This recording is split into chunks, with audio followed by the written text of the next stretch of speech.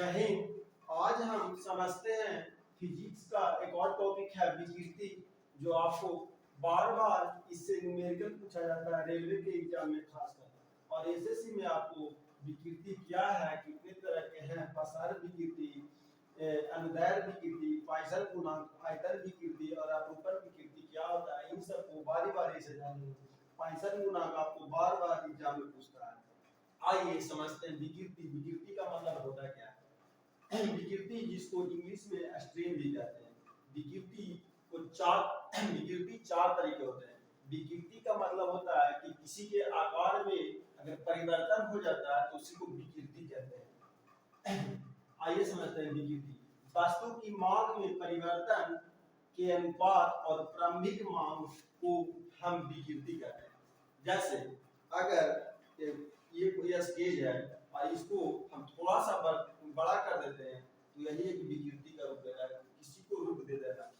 तो वस्तु की मांग में परिवर्तन और प्रारंभिक मांग के अनुपात को विकृति कहते हैं। विकृति का ऐसा मात्रक नहीं होता है तथा बीमा नहीं होता है। विकृति लंबाई में परिवर्तन बटा प्रारंभिक लंबाई को हम विकृति कहते हैं। विकृति चार तरह के होते हैं। आइए सबसे पहले समझते हैं प्रसार विकृति, जिसको लैटरल स्ट्रेन भी कहते हैं। क्या प्रसार विकृति में इसमें व्यास परिवर्तन होता है, डायमीटर, जिसको चौड़ाई परिवर्तन कहते हैं, इसमें लंबाई परिवर्तन नहीं होता। तो प्रसार विकृति में व्यास यानी डायमीटर में परिवर्तन तथा प्रारंभिक व्यास के अनुपात को हम प्रसार विकृति कहते हैं। प्रसार विकृति विशेष करके आप जब बैलून यानी गुब्बारे फुलाते हैं तो वो अपना रूप ले लेता है, उसमें चौड़ाई में वृद्धि होता है। प्रसार विकृति व्यास में परिवर्तन तथा प्रारंभिक व्यास को हम प्रसार विकृति कहते हैं। इससे आपको न्यूमेरिकल भी बार बार पूछा जाता है। आइए समझते हैं। जैसे एक सिलेंडर का व्यास 6 मीटर से बढ़कर 60 मीटर हो जाता है तो प्रसार विकृति क्या है? तो प्रसार विकृति का फॉर्मूला है कि जो व्यास में परिवर्तन होता है और जो पहले व्यास था उसी के अनुपात को हम प्रसार विकृति कहते हैं। तो पहले 6 मीटर का था, अब 60 मीटर का हो गया तो परिवर्तन हुआ 60 मीटर का। तो 60 मीटर बटा 6 से भागा देते हैं तो प्रसार विकृति निकलता है। आइए समझते हैं कि अनुदैर्ध्य विकृति क्या होता है, जिसको लॉन्गिट्यूड स्ट्रेन कहते हैं। इसमें चौड़ाई में परिवर्तन ना होकर लंबाई में परिवर्तन होता है। आप देखते होंगे जैसे छड़ में, रस्सी में, ये सब में परिवर्तन होता है। इसमें बेसिकली लंबाई में परिवर्तन बटा प्रारंभिक लंबाई को हम अनुदैर्ध्य विकृति कहते हैं। अनुदैर्ध्य विकृति कर दो लंबाई में परिवर्तन बटा प्रारंभिक लंबाई। आइए समझते हैं।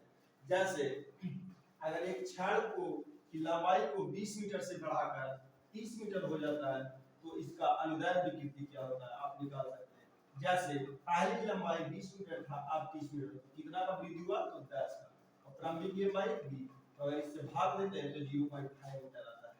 आइए समझते हैं पॉइसन गुणांक। आपको बार बार आपके एग्जाम में एसएससी या रेलवे में पूछा जाता है। पॉइसन गुणांक, जिसको इमिशन फैक्टर कहते हैं, ये क्या होता है? इसमें कहा जाता है कि प्रसार विकृति और लैटरल स्ट्रेन और लॉन्गिट्यूडनल स्ट्रेन के अनुपात को हम पॉइसन गुणांक कहते हैं। ये आपका VPI है, बार बार पूछा जाता है। आइए समझते हैं कि आयतन विकृति, जिसको वॉल्यूमेट्रिक स्ट्रेन, उसको क्या कहते हैं। इसमें क्या होता है? बेसिकली आयतन में परिवर्तन होता है। हमेशा जब भी परिवर्तन होता है तो आयतन में, अगर गोले के आयतन में परिवर्तन हुआ, ये ज्यादातर आपको गोले के आयतन में परिवर्तन, जिसका आयतन निकाला जाता है उसमें आप परिवर्तन कर सकते हैं। तो वॉल्यूमेट्रिक स्ट्रेन, वॉल्यूमेट्रिक स्ट्रेन क्या होता है? अगर आयतन में परिवर्तन और प्रारंभिक आयतन के अनुपात को हम आयतनीय विकृति कहते हैं। यह ठोस गोला होता है। आइए समझते हैं कि अपरूपण विकृति, जिसको शियरिंग स्ट्रेन भी कहते हैं, शियरिंग स्ट्रेन कहते हैं, इसमें क्या होता है? अपरूपण विकृति में लंबाई और चौड़ाई में परिवर्तन ना होकर बेसिकली उसके रूप और आकार में परिवर्तन होता है। जैसे अगर कोई स्क्वायर शेप का है तो उसको क्यूबिक रूप दे दिया जाता है,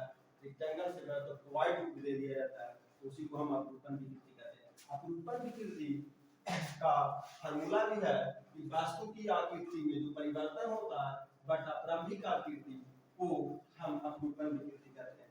आई होप इस वीडियो को आप अच्छे से समझ गए हैं। अगर वीडियो अच्छा लगता है तो चैनल को लाइक शेयर एंड सब्सक्राइब करें। इसमें आपको पाषाण विकृति और अनुदैर्घ्य विकृति और पाइथन गुणांक बार-बार आप एग्जाम में पूछा जाता है।